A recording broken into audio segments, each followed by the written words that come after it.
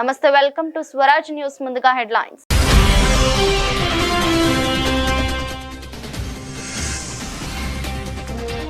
మోదీని కలిసిన శ్రీలంక మాజీ క్రికెటర్లు. జయసూర్య విజ్ఞప్తికి స్పందించిన ప్రధాని.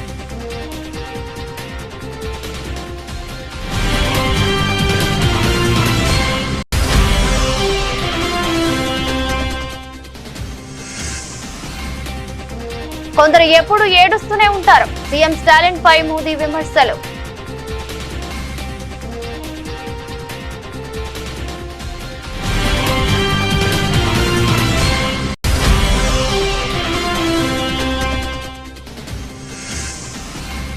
తెలంగాణలో కొత్తగా ఎన్నికైన ఎమ్మెల్సీల ప్రమాణ స్వీకారం. వారితో ప్రమాణ స్వీకారం చేయించిన శాసన మండలి చైర్మన్ గుత్తా సుఖేందర్ రెడ్డి.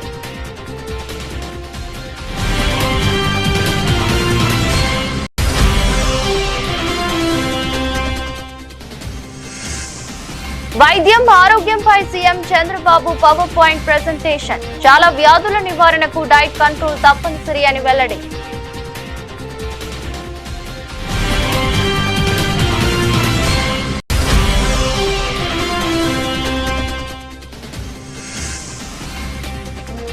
తెలంగాణలో స్థల సేకరణలో చొరవ తీసుకోండి. సీఎం రేవంత్ రెడ్డికి కిషన్ రెడ్డి లేఖ.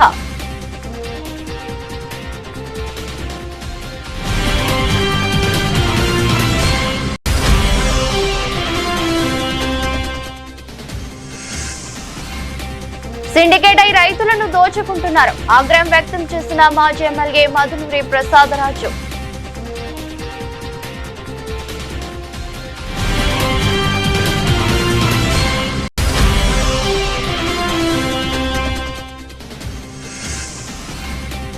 బీఆర్ఎస్ నేత మన్నే క్రిషాంక్ కు గచ్చిబౌలి పోలీసుల సమన్లు.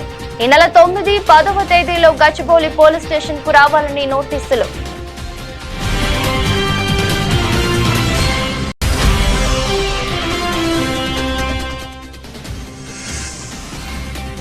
ఇరవై 25 ఏళ్ల తర్వాత దేశాలకు భారత రాష్ట్రపతి. పోర్చుగల్, స్లోవేకియా దేశాల పర్యటనకు వెళ్లిన భారత రాష్ట్రపతి ద్రౌపది ముర్ము.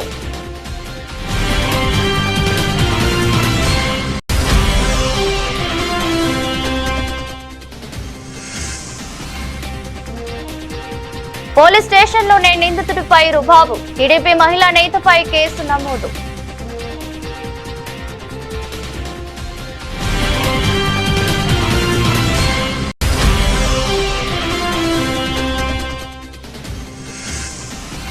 టీమిండియాలోని 4 స్టార్ క్రికెటర్లతో మళ్లీ ఆడాలన్న కోరిక ఉందన్న ధోని. సీజన్ పూర్తయ్యే వరకు ఐపీఎల్ కు వీడ్కోలు పలికే ఆలోచన లేదని వెల్లడి.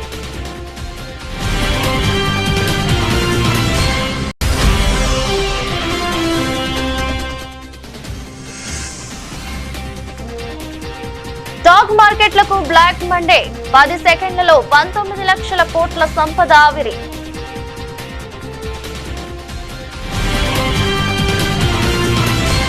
శ్రీలంకలో ప్రధాని మోదీ పర్యటించిన విషయం తెలిసిందే. అయితే ఆ టూర్ సమయంలో లంక మాజీ క్రికెటర్లు మోదీని కలిశారు.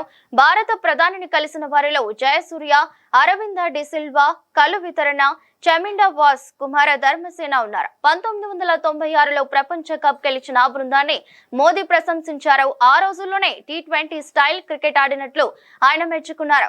ఆర్థిక సంక్షోభంతో కొట్టుమిట్టాడుతున్న తమ దేశంలో టూర్ చేసేందుకు భారత జట్టును పంపినందుకు మోదీకి లంక మాజీ క్రికెటర్లు ధన్యవాదాలు తెలిపారు. అయితే ఈ భేటీ సందర్భంగా మాజీ ఓపెనర్ జయసూర్య ఓ రిక్వెస్ట్ చేశారు. శ్రీలంకలో దాదాపు అంతటా క్రికెట్ ఆడుతామని, కానీ జఫ్నాలో ఆడడం లేదని శ్రీలంక క్రికెట్ కోచ్ గా ఓ విజ్ఞప్తి చేస్తున్నానని, జఫ్నాలో అంతర్జాతీయ క్రికెట్ స్టేడియం నిర్మించేందుకు సహకరించాలని మోదీని జయసూర్య కోరారు. ఒకవేళ స్టేడియాన్ని ఏర్పాటు చేస్తే అది జఫ్నా ప్రజలకు ఉపయోగకరంగా ఉంటుందన్నారు. జయసూర్య తమ సాయాన్ని కోరడం సంతోషంగా ఉన్నట్లు ప్రధాని మోదీ తెలిపారు. తన టీం ఈ విషయాన్ని నోట్ చేసుకుందన్నారు. శ్రీలంకలో ఎక్కువ శాతం అంతర్జాతీయ మ్యాచ్లు కొలంబో, పల్లెకిలే, గాలే స్టేడియాల్లో జరుగుతుంటాయి. గత ఏడాది లంకలో పర్యటించిన భారత జట్టు కొలంబో, పల్లెకిలేలో మాత్రమే మ్యాచ్ ఆడింది. Like Ramesh said, when we had the unrest, the problems in Sri Lanka, we were without the petrol, diesel, no current, no lights, and I think you and the governments help us a lot. So we always grateful and thank you for helping our country. We are grateful for you, sir, for helping Sri Lanka. And also, I have a small request, sir. As a coach of Sri Lanka cricket at the moment, we play all over Sri Lanka except Jaffna. I want, as a coach of Sri Lanka cricket, I would love to, if India can help us to bring international ground in Jaffna, there will be a big help for the people in Jaffna, north and eastern part. So that we have lack at the moment. So there we will not isolate a northern part. So they will also come very closely work with the Sri Lanka cricket, and we are working on it at the moment. But it will get more closer if you play international games in Jaffna.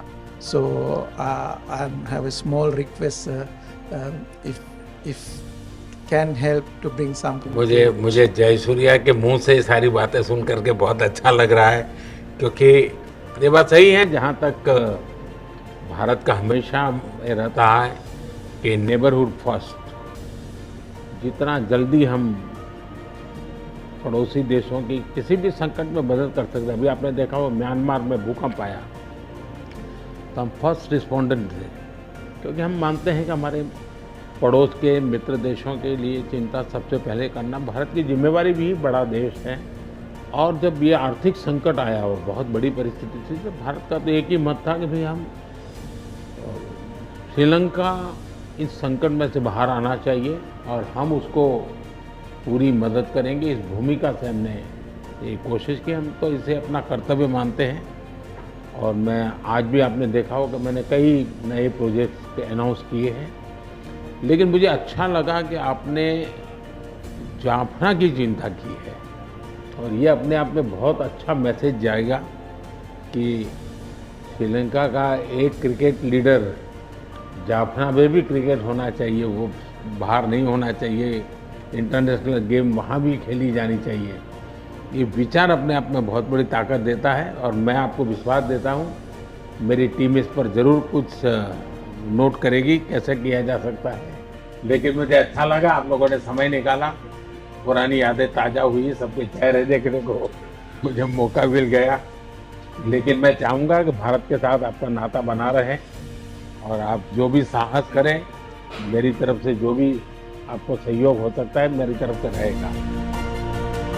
తమిళనాడులోని రామేశ్వరంలో జరిగిన బహిరంగ సభలో ప్రధాని మోదీ ప్రతిపక్షాలపై విమర్శలు గుప్పించారు. ముఖ్యంగా తమిళనాడు ముఖ్యమంత్రి స్టాలిన్ చేసిన ఆరోపణలను ఆయన ఖండించారు. కేంద్ర ప్రభుత్వం తమిళనాడుకు భారీగా నిధులు కేటాయిస్తుందని, గత ప్రభుత్వంతో పోలిస్తే 3 రెట్లు ఎక్కువ నిధులు ఇచ్చామని మోదీ స్పష్టం చేశారు. కొందరు కారణం లేకుండానే ఎప్పుడు ఏడుస్తూ ఉంటారు అంటూ స్టాలిన్ సహా ఇతర పార్టీల నేతలపై మోదీ వ్యంగ్యాస్త్రాలు సంధించారు.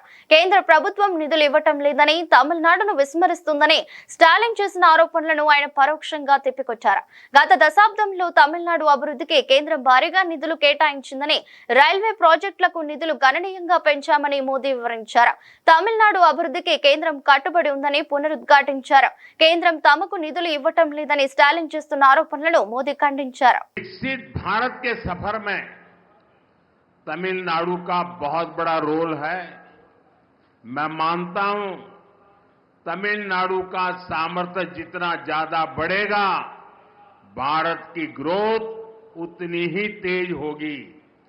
बीते दशक में तमिलनाडु के विकास के लिए 2014 से पहले की तुलना में 3 गुना ज्यादा पैसा सेंटर से दिया गया है।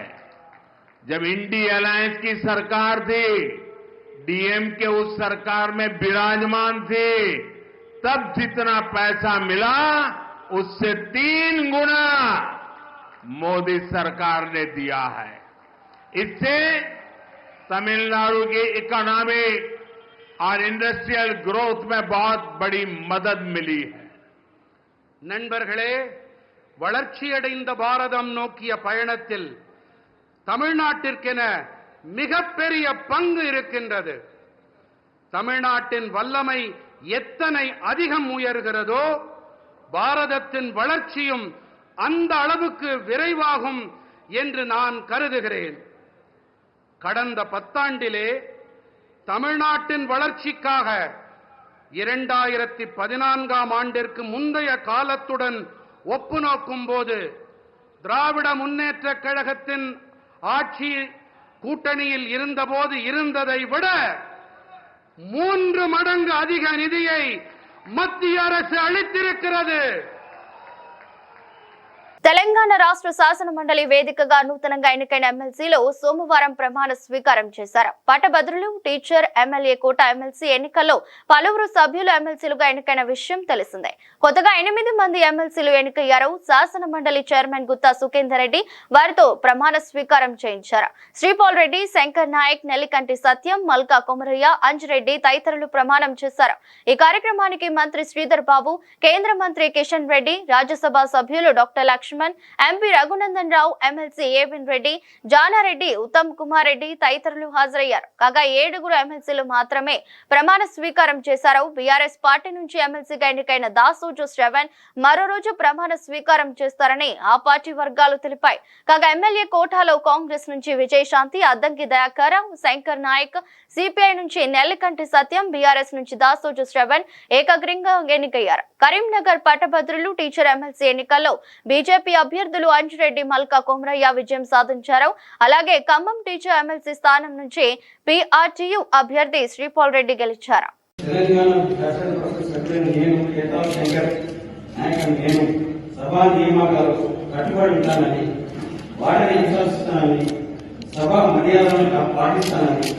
సాంప్రదాయాలను గౌరవిస్తానని దైవసాక్షిగా ప్రమాణం చేస్తున్నాను.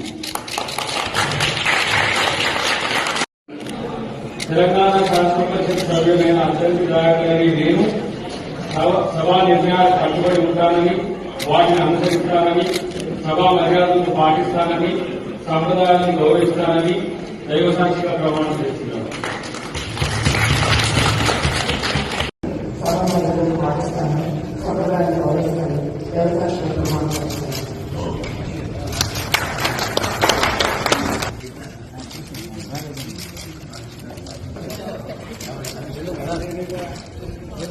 వైద్యం, ఆరోగ్యం, ఆహారం అంశంపై CM Chandrababu Naidu power point presentation ఇచ్చారు. ఈ సందర్భంగా మాట్లాడుతూ అనేక వ్యాధులు మన ఆహారపు అలవాట్ల కారణంగానే వస్తుంటాయని వెల్లడించారు. చాలా వ్యాధుల నివారణకు డైట్ కంట్రోల్ చేసుకోవడం తప్పనిసరి అని పేర్కొన్నారు. అదెలాగో కూడా చంద్రబాబు వివరించారు. 4 సభ్యులున్న కుటుంబంలో ఉప్పు నెలకు 600 గ్రాములు మాత్రమే వాడాలి. వంట నూనె కూడా నెలకు 2 లీటర్లు మాత్రమే వాడాలి. చక్కెర కూడా నెలకు 3 కిలోలు వాడితే సరిపోతుంది. సమతుల్యమైన డైట్ తీసుకోవడం ద్వారా ఆరోగ్యంగా ఉండొచ్చని అధ్యయనాలు చెబుతున్నాయి. ముఖ్యంగా ఉప్పు వంటి నూనె, చక్కెర తగ్గిస్తే ఆరోగ్య సమస్యలు దరిచేరవు.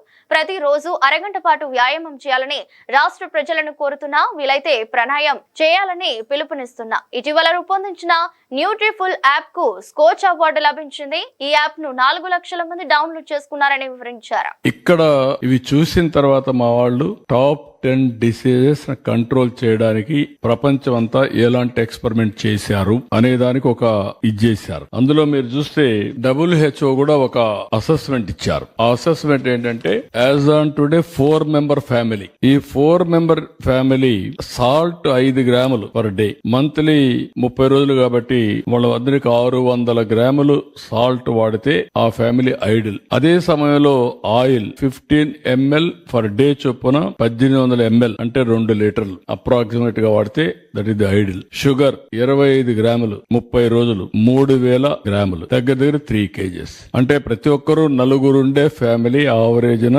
600 గ్రాములు సాల్ట్, 1800 అంటే 2 లీటర్లు ఆయిల్, 3000 గ్రాములు అంటే 3 కేజీలు షుగర్. ఇది 600 గ్రాములు అంటే 0.6 kgs ఆఫ్ సాల్ట్. మనం తెలియసో తెలియకుండా ఉప్పు ఎక్కువ వేసేసుకుంటున్నాం, బాగా టేస్ట్ ఉంటుందని. అక్కడి నుంచి ఈ ప్రాబ్లమ్స్ అన్ని స్టార్ట్ అవుతున్నాయి. This is ideal diet. రెండోది కూడా నేను చూశాను నిన్న, one of the best diet. Residential school కి వెళ్ళాను నిన్నే అందుకమ్మా. 7 times స్మాల్ మీల్ ఇస్తున్నారు. మార్నింగ్ నిద్ర లేస్తానే మిల్క్, బ్రేక్ఫాస్ట్, చిక్కీ ఒక స్నాక్, లంచ్, ఈవినింగ్ ఒక స్నాక్, మళ్ళా డిన్నర్, మళ్ళీ ఒక ఫ్రూట్ పడుకునే ముందు. Ideal food. ఈ 7 వల్ల పీరియాడికల్ గా స్మాల్ డోసెస్ ఏది గ్లూకోజ్ లెవెల్స్ కంటిన్యూగా పనిచేస్తున్నాయి. అంటే ఎక్కువ రైజ్ అయిపోదు, తగ్గదు, ఎనర్జీ లెవెల్స్ కన్సిస్టెన్సీ ప్రెగ్నెన్సీ ఉంటుంది, స్లీప్ బాగుంటుంది, గ్రోత్ బాగుంటుంది. That is the ideal situation. అందరూ 7 సార్లు 6-7 సార్లు గాని స్మాల్ మేల్ గాని ప్రాక్టీస్ చేయగలిగితే దట్ విల్ ది బెస్ట్. రెండోది నేను చెప్పింది ఇది కూడా, ఏదైతే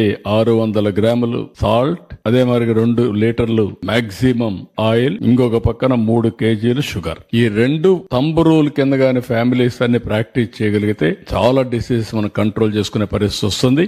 కేంద్ర ప్రభుత్వం తెలంగాణలో నిర్మిస్తున్న జాతీయ రహదారులకు అవసరమైన భూసేకరణ ప్రక్రియను రాష్ట్ర ప్రభుత్వం వెంటనే పూర్తి చేయాలని కేంద్ర బొగ్గు గనుల శాఖ మంత్రి బీజేపీ రాష్ట్ర అధ్యక్షుడు కిషన్ రెడ్డి కోరారు. భూసేకరణ ప్రక్రియపై వ్యక్తిగతంగా చొరవ చూపాలని సీఎం రేవంత్ రెడ్డికి ఆదివారం లేఖ రాశారు.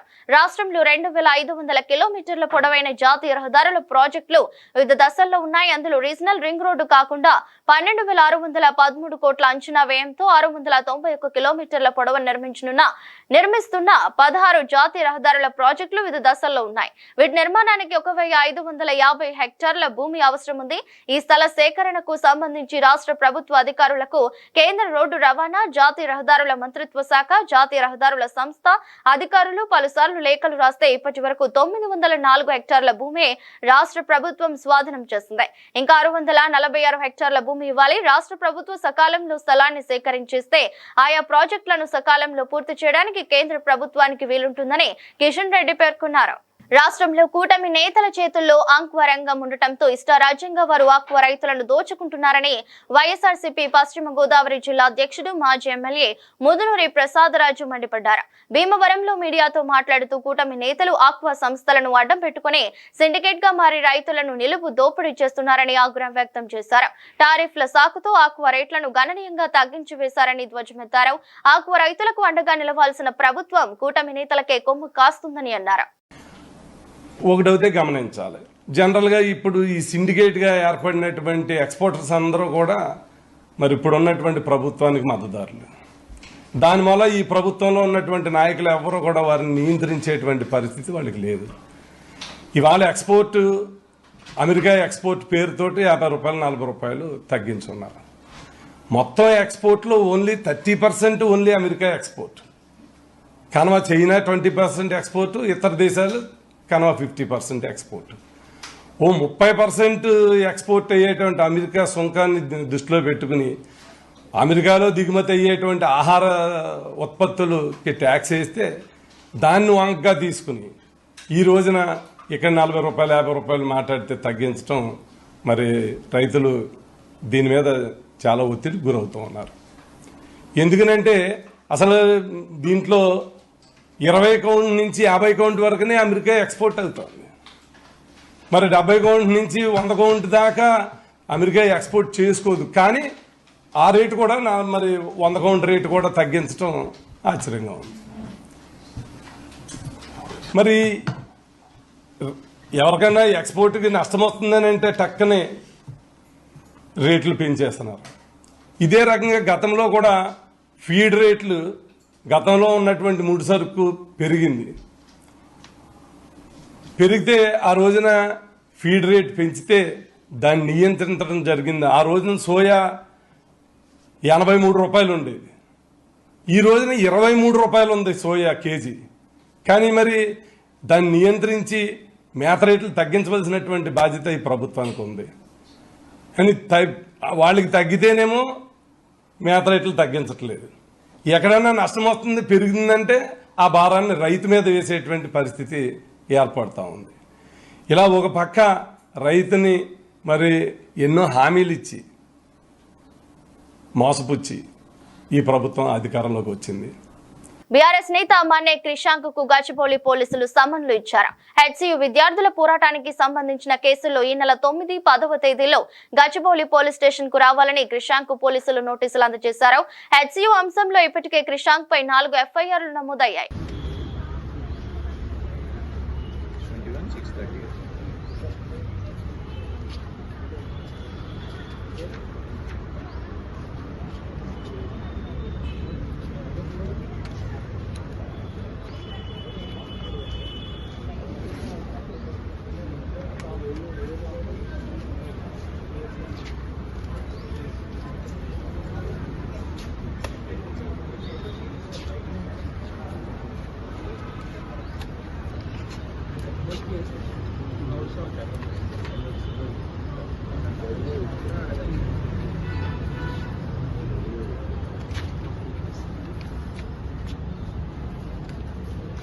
मिला पैड मिला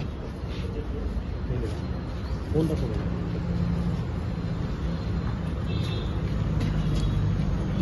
వైసీపీ ఎంపీ మిథున్ రెడ్డికి సుప్రీంకోర్టులో భారీ ఊరట లభించింది. ఏపీ లిక్కర్ స్కామ్ వ్యవహారంలో మిథున్ రెడ్డిని అరెస్ట్ చేయవద్దని ఏపీ సిఐడిని ధర్మాసనం ఆదేశించింది. తాము తదుపరి ఉత్తర్వులు ఇచ్చేంత వరకు ఆయనపై చర్యలు తీసుకోవద్దని ఆదేశాలు జారీ చేసింది. వైసీపీ ప్రభుత్వ హయాంలో మద్యం అమ్మకాలలో అక్రమాలు జరిగాయంటూ సిఐడి కేసులు నమోదు చేసింది. ఈ కేసులో పలువురిని నిందితులుగా చేర్చింది. ఈ కేసులో ఆరోపణలు ఎదుర్కొంటున్న మిథున్ రెడ్డిని మాత్రం ఇంకా నిందితుడిగా చేర్చలేదు. అయితే తనను అరెస్ట్ చేసే అవకాశం ఉందనే భావనలో ఉన్న మిథున్ రెడ్డి ఏపీ హైకోర్టులో ముందస్తు బెయిల్ కోసం దరఖాస్తు చేశారు. అయితే ఎఫ్ఐఆర్ లో పేరు లేకుండానే బెయిల్ ఎలా ఇవ్వగలమని హైకోర్టు తెలిపింది. మిథున్ రెడ్డి బెయిల్ పిటిషన్ ను తిరస్కరించింది. దీంతో మిథున్ రెడ్డి సుప్రీంకోర్టును ఆశ్రయించారు.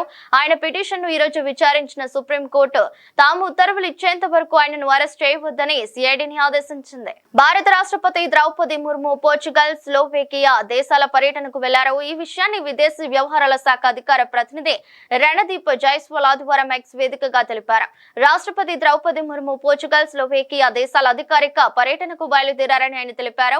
25 సంవత్సరాల తర్వాత భారత రాష్ట్రపతి ఈ దేశాల్లో పర్యటించడం ఇదే మొదటిసారి అని ఆయన పేర్కొన్నారు. ఈ పర్యటనలో 2 దేశాలతో ముఖాముఖి బహుముఖ సహకారం మరింతగా విస్తరించనుందని ఆయన ఆశాభావం వ్యక్తం చేశారు.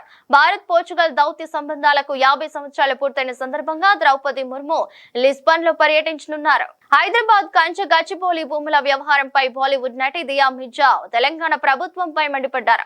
తాను కంచె గచ్చిబౌలి పరిస్థితులను తెలియజేసే నకిలీ ఫోటోలు, వీడియోలను ఉపయోగించానని సీఎం రేవంత్ రెడ్డి చెప్పడం పూర్తి తప్పుడు ప్రకటనగా ఆమె పేర్కొన్నారు.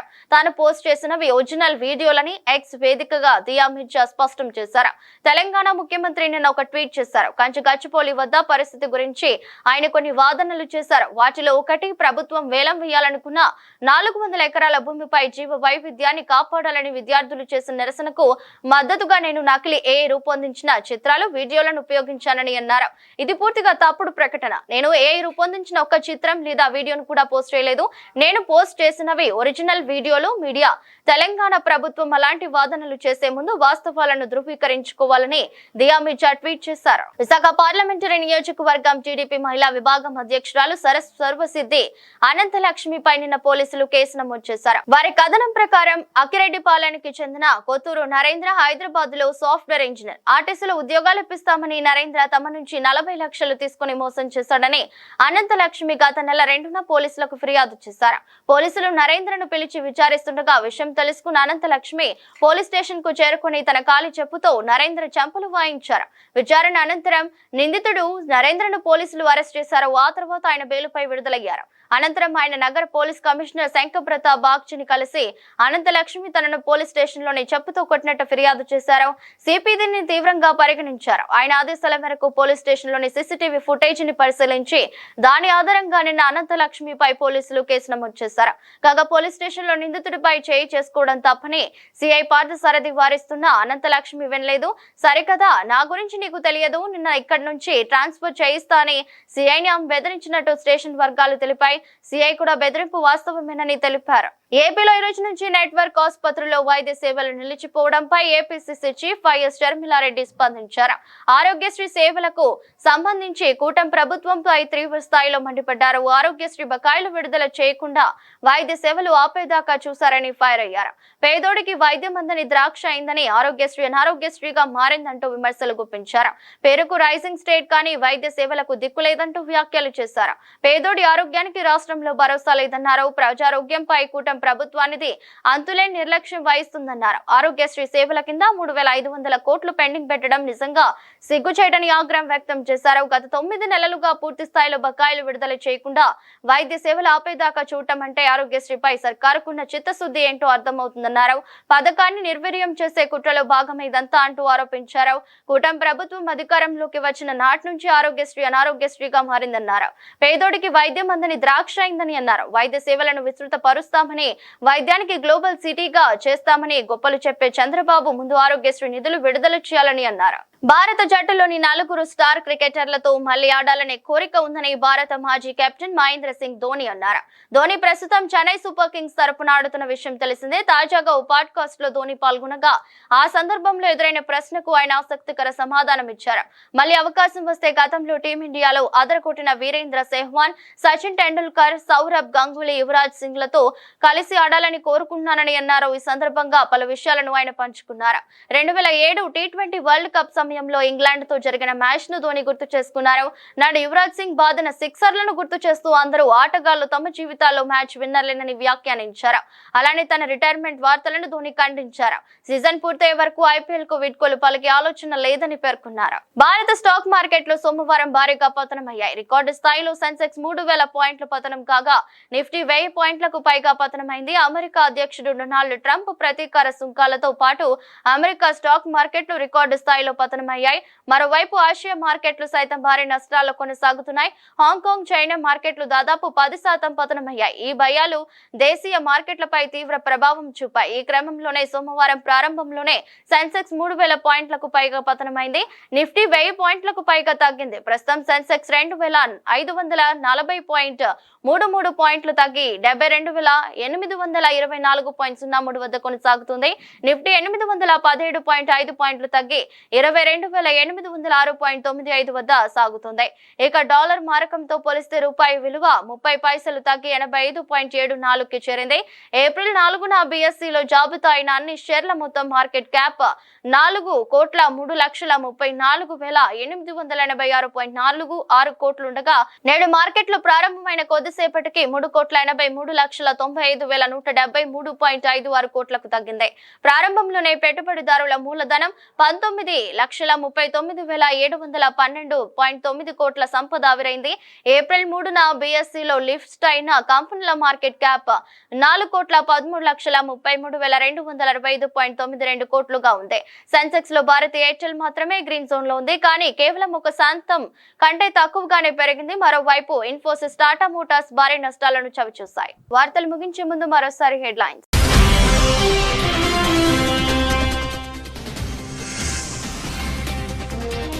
మోదీని కలిసిన శ్రీలంక మాజీ క్రికెటర్లు. జయసూర్య విజ్ఞప్తికి స్పందించిన ప్రధాని.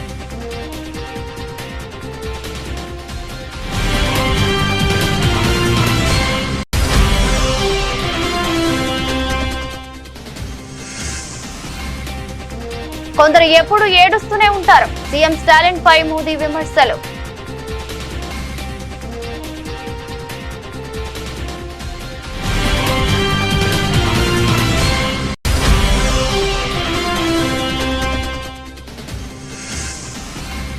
తెలంగాణలో కొత్తగా ఎన్నికైన ఎమ్మెల్సీల ప్రమాణ స్వీకారం. వారితో ప్రమాణ స్వీకారం చేయించిన శాసన మండలి చైర్మన్ గుత్తా సుఖేందర్ రెడ్డి.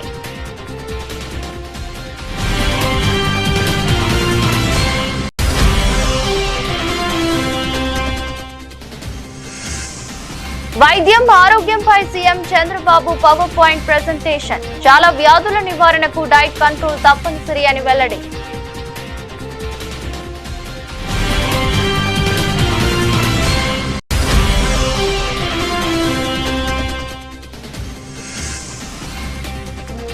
తెలంగాణలో స్థల సేకరణలో చొరవ తీసుకోండి. సీఎం రేవంత్ రెడ్డికి కిషన్ రెడ్డి లేఖ.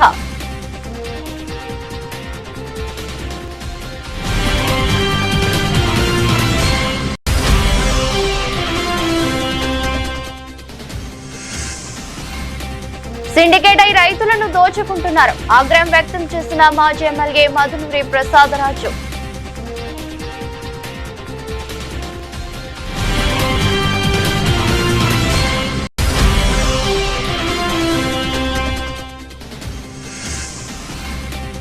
బీఆర్ఎస్ నేత మన్నే క్రిషాంక్ కు గచ్చిబౌలి పోలీసుల సమన్లు.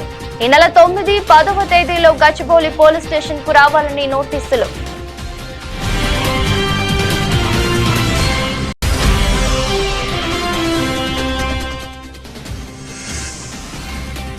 ఇరవై 25 ఏళ్ల తర్వాత ఆ దేశాలకు భారత రాష్ట్రపతి. పోర్చుగల్, స్లోవేకియా దేశాల పర్యటనకు వెళ్లిన భారత రాష్ట్రపతి ద్రౌపది ముర్ము.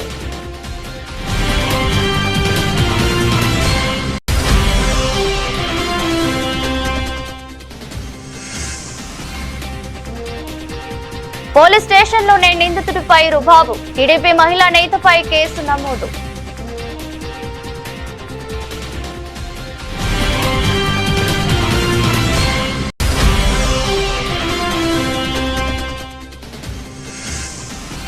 టీమిండియాలోని 4 స్టార్ క్రికెటర్లతో మళ్లీ ఆడాలన్న కోరిక ఉందన్న ధోని. సీజన్ పూర్తయ్యే వరకు ఐపీఎల్ కు వీడ్కోలు పలికే ఆలోచన లేదని వెల్లడి.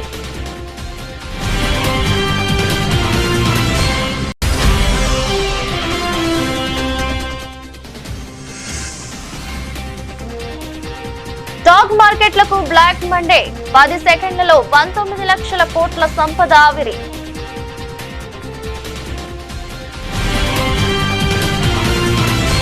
ఇది రోజు బులెటిన్. మరో బులెటిన్లో మళ్ళీ కలుద్దాం. అంతవరకు సెలవు. నమస్కారం.